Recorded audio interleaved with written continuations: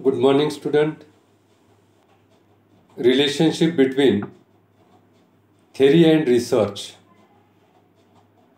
Video part 3 मध्ये मी पुन्हा एकदा आपलं स्वागत करतो. Relationship between theory and research म्हणजे सिद्धांत आणि संशोधनातील पारस्परिक संबंध. यापूर्वीच्या 2 व्हिडिओमध्ये आपण सिद्धांत आणि संशोधनातील पारस्परिक संबंध अभ्यासला. कारण सिद्धांत आणि संशोधनातील पारस्परिक संबंध आपण अभ्यासताना त्याचं 2 भागामध्ये विभाजन करतो.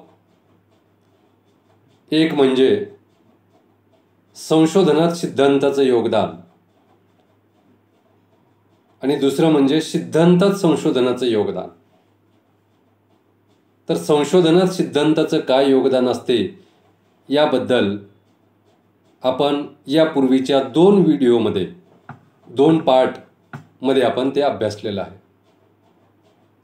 हा relationship between theory and research video part 3 आहे. या व्हिडिओमध्ये आपण सिद्धांत आणि संशोधनातील पारस्परिक संबंध भाग ब चा आपण अभ्यास करणार आहोत. भाग ब मध्ये आपण सिद्धांतात संशोधनाचं योगदान अभ्यासणार आहोत. Contribution of research to theory. Contribution of research to theory म्हणजे सिद्धांतात संशोधनाचं योगदान. आपण सिद्धांत म्हणजे काय पाहिलेलंच आहे. परस्पर संबंधित यथार्थ रूपात परिभाषित संकल्पनांच्या समूहात सिद्धांत असे म्हणतात. तर नवीन ज्ञान प्राप्त करण्यासाठी केलेल्या शास्त्रीय प्रयत्नांना संशोधन असं म्हणतात.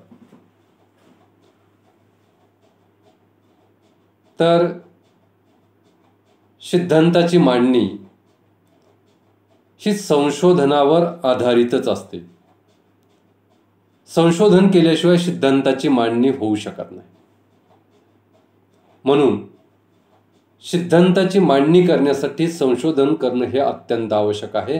म्हणजे सिद्धांताची निर्मिती करण्यामध्ये संशोधनाचं अतिशय महत्त्वाचं योगदान असते. तसंच अस्तित्वात असलेल्या सिद्धांताचं पुनर्परीक्षण करण्यासाठी सुद्धा संशोधन आवश्यक असते.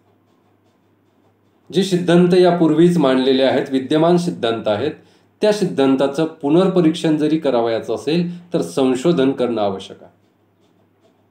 म्हणजे सिद्धांताची मांडणी करण्यासाठी, सिद्धांताचं पुनर्परीक्षण करण्यासाठी संशोधन अत्यंत महत्त्वाचं असते. रॉबर्ट के मर्टन यांनी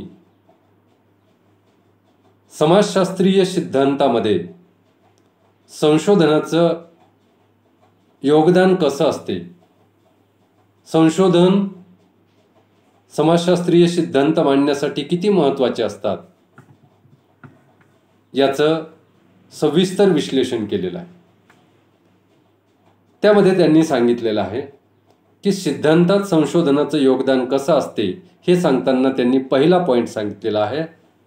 तो म्हणजे पहिला मुद्दा सांगितला, सिद्धांतात संशोधनाचं योगदान स्पष्ट करताना त्यांनी पहिला जो महत्त्वाचा मुद्दा सांगितलेला आहे तो म्हणजे आकस्मिक शोध.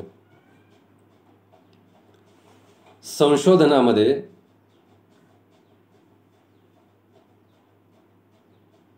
समाजातील जटिल घटनांबद्दल तथ्य संकलित केली जातात आणि ही तथ्य संकलित करीत असताना समाजामध्ये अचानक अनपेक्षित काही घटना घडतात.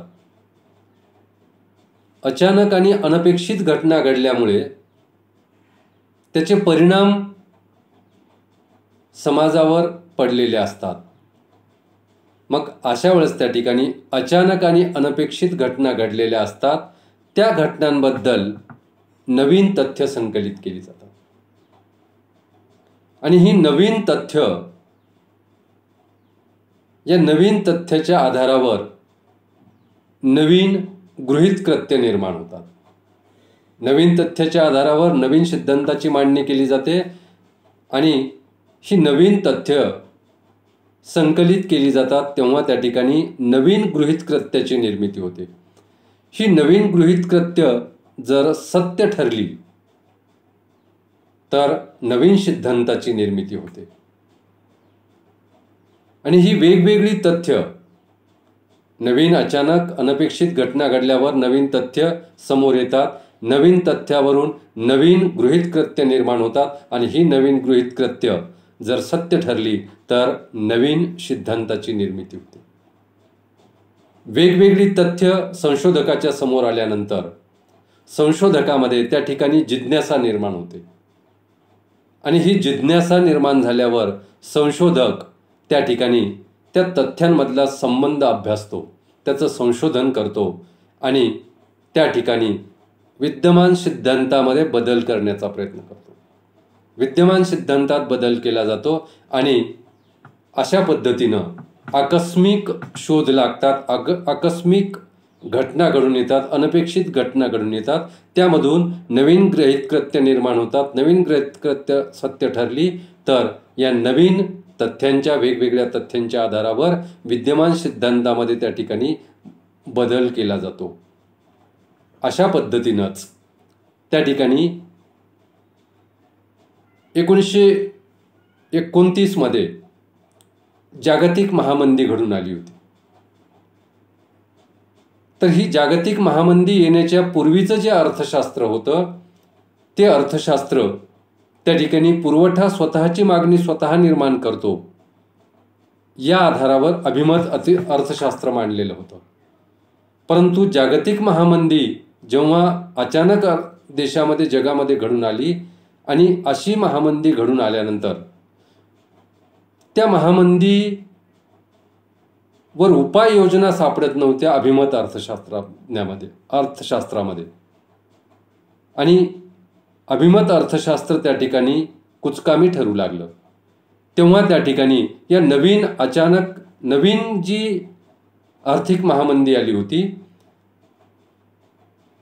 तर त्या महामंदीवर उपाययोजना करण्यासाठी त्या ठिकाणी निरहस्तक्षेपाच्या तत्वाचा त्याग करावा लागला आणि केन्सनं त्या ठिकाणी नवीन एकूण अर्थशास्त्र, स्थूल अर्थशास्त्राला महत्त्व दिलं आणि सरकारच्या हस्तक्षेपाला महत्त्व दिलं आणि त्या ठिकाणी व्यक्तिगत सूक्ष्म अर्थशास्त्राच्या साहाय्यानं जो अर्थशास्त्राचा अभ्यास केला जात होता त्याऐवजी त्या ठिकाणी स्थूल अर्थशास्त्राच्या साहाय्यानं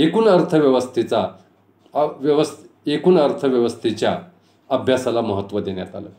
अशा पद्धतीनं त्या ठिकाणी जे सूक्ष्म अर्थशास्त्राच्या पद्धतीनं जे अभ्यास केला जात होता त्यामध्ये त्या ठिकाणी जागतिक महामंदीमुळं बदल करून नवीन तथ्य जे समोर आले त्याचा संशोधन करून त्या ठिकाणी त्यावर स्थूल अर्थशास्त्राच्या साहाय्यानं उपाययोजना शोधता येतात. अशा पद्धतीचं त्या ठिकाणी नवीन शोध घेण्यात आला. अशा पद्धतीनं आकस्मिक घटना घडतात आणि त्यामधून विद्यमान सिद्धांतामध्ये बदल होतात आणि नवीन सिद्धांताची निर्मिती होते किंवा सिद्धांतामध्ये बदल केले जातात. हे बदल करण्यासाठी, नवीन सिद्धांताची निर्मिती करण्यासाठी किंवा असलेल्या विद्यमान सिद्धांतामध्ये बदल करण्यासाठी आपल्याला संशोधनाची आवश्यकता असते. त्यानंतर सैद्धांतिक पुनर्निर्माण करण्यासाठी, सिद्धांताचं पुनर्निर्माण करण्यासाठी संशोधनाची आवश्यकता असते. कारण आपण संशोधन करून सिद्धांत मांडत असताना संपूर्ण तथ्यांकडं लक्ष देऊन संपूर्ण तथ्यांचा अभ्यास करून तो सिद्धांत मांडलेला असतो. काही तथ्यांचा अभ्यास करून आपण तो सिद्धांत मांडलेला असतो. अनेक तथ्यांकडे दुर्लक्ष झालेली असते आणि जोपर्यंत संपूर्ण तथ्यांचा अभ्यास करून सिद्धांत मांडला जात नाही तोपर्यंत त्या ठिकाणी ही शक्यता असते की त्या सिद्धांतामध्ये त्या सिद्धांताचा विस्तार होण्याची शक्यता असते. मग अनपेक्षित, मग पुन्हा आपण संपूर्ण तथ्यांचा अभ्यास करीत असताना अनपेक्षित आणि आश्चर्यकारक तथ्य आपण अभ्यासत असतो. मर्टन म्हणतात की आपण जे संशोधन करतो ते अनपेक्षित आणि आश्चर्यकारक तथ्यावर आधारित केलेलं असतं.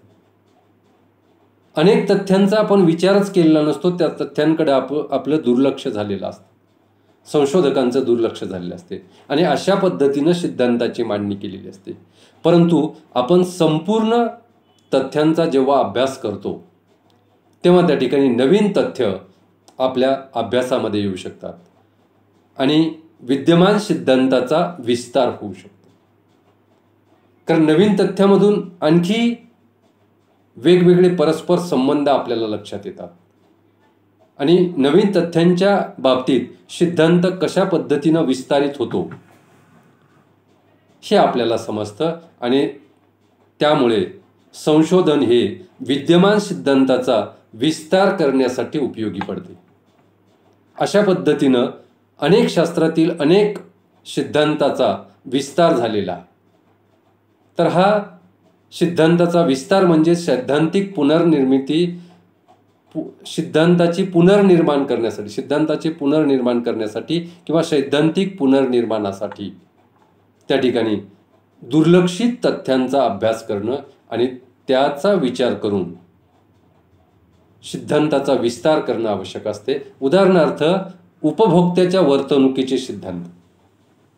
सुरुवातीला सिद्धांत मांडित असताना काही तथ्यांच्या आधारावर हे सिद्धांत मांडण्यात आले. नंतर संपूर्ण तथ्यांच्या नवनवीन तथ्यांच्या आधारावर या सिद्धांताचं पुनर्निर्माण करण्याचा प्रयत्न केला. तेव्हा त्यामधून मागणीच्या सिद्धांताचा विस्तार, त्यानंतर त्या ठिकाणी उपभोक्त्याची वर्तणूक अभ्यासण्यासाठी समवृत्ती वक्र, अशा वेगवेगळ्या सिद्धांताची मांडणी करण्यात आली. म्हणजेच त्या ठिकाणी जुन्या सिद्धांतामध्ये नवीन तथ्याच्या आधारावर विस्तार करता येतो आणि त्यामध्ये त्या सिद्धांताची सैद्धांतिक पुनर्बांधणी करता येते. म्हणून सैद्धांतिक पुनर्निर्माणासाठी त्या ठिकाणी संशोधन अत्यंत महत्त्वाचं असते. थोडक्यात या व्हिडिओमध्ये आपण त्या ठिकाणी सिद्धांतात संशोधनाचं योगदान अभ्यासताना 2 मुद्द्यांचा अभ्यास केला. 2 मुद्द्यांच्या बाबतीत संशोधनाचं सिद्धांतातील योगदान आपण अभ्यासलं. पहिला मुद्दा म्हणजे आकस्मिक शोध. काही आकस्मिक शोध लागून त्या ठिकाणी सिद्धांतामध्ये बदल केले जातात आणि सैद्धांतिक पुनर्मांडणी करण्यासाठी संपूर्ण तथ्यावर आधारित संशोधन करून, नवनवीन तथ्यावर आधारित संशोधन करून विद्यमान सिद्धांताचा विस्तार करण्याच्या दृष्टिकोनातून आपण संशोधनाचं सिद्धांतातील योगदान पाहिलेलं आहे. या ठिकाणी आपण थांबूया. उर्वरित भाग आपण पुढच्या व्हिडिओमध्ये पाहूया. धन्यवाद.